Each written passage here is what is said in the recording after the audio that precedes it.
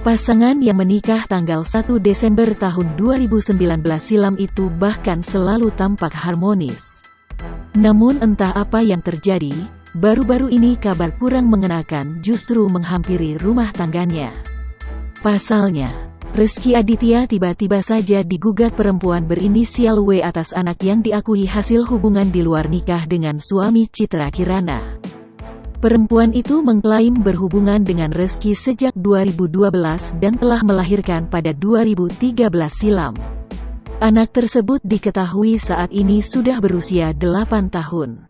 Menurut kuasa hukum wanita berinisial W, Ferry Aswan, kliennya meminta Rezky bertanggung jawab menafkahi sang anak yang diketahui berjenis kelamin perempuan itu.